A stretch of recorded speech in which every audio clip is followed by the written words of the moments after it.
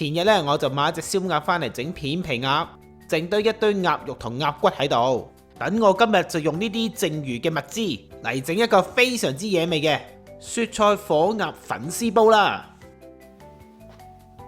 首先將啲濃厚粉絲放喺一個碗或者一個器皿入邊，然後就加入凍水落去，直至冚過晒所有嘅粉絲。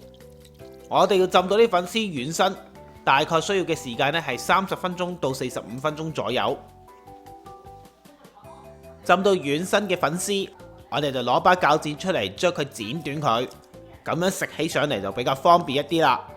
剪好之後就可以將啲粉絲隔好水，放埋一邊備用。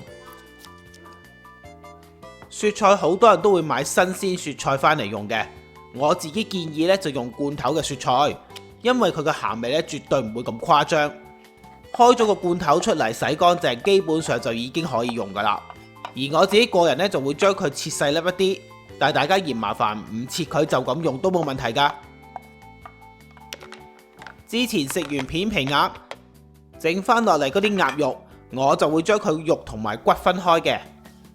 我會將啲鴨肉切成一件件，然後就放埋一邊備用。剩低嗰啲鴨骨，我通常愛嚟整火鴨湯嘅。做法其實好簡單，只需要加罐雞湯落去，再額外加啲八角，同埋加啲蔥段落去，用大火將個湯先煲滾，然後就冚好蓋，轉佢做細火。煮5分鐘之後，熄火再焗多佢20分鐘就搞掂噶啦。搞掂好啲火鴨湯之後就拎去隔渣，然之後就可以將個湯呢放埋一邊備用。咁所有材料都準備好晒，就可以開鑊去煮啦。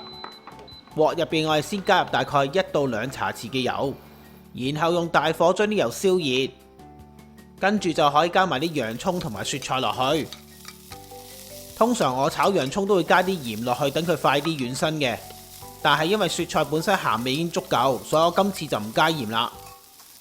另外我會額外加啲糖落去，中和一下雪菜入邊嘅鹹味。炒到大概1-2分鐘到，啲洋蔥已經開始軟身嘅時候，就可以加埋頭先切好嘅鴨絲落去。啲鴨肉咧本身已經熟噶啦，所以根本上唔需要炒太耐。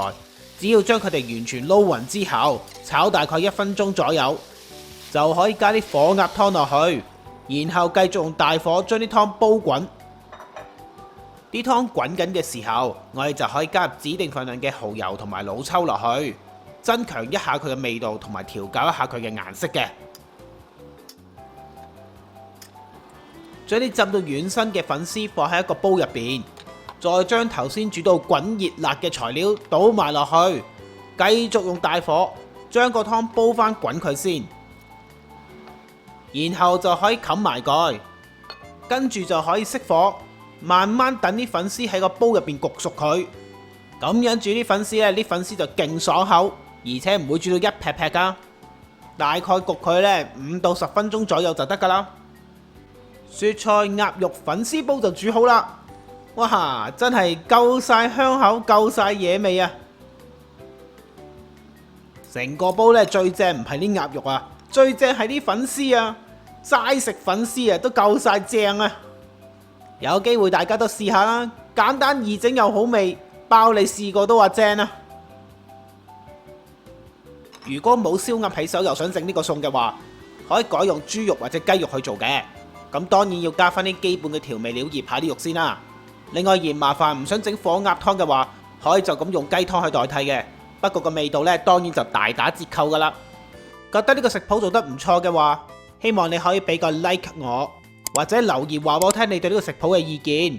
最好呢，當然 share 埋俾你身邊嘅朋友啦。要重溫翻呢個食譜嘅份量，又或者睇下啲材料係咩牌子，就記得去資訊欄嗰度睇睇個文字食譜啦。我嘅文字食譜唔單止有中英對照，而且份量仲可以隨意更改㗎。多謝大家收睇，我哋下次再見。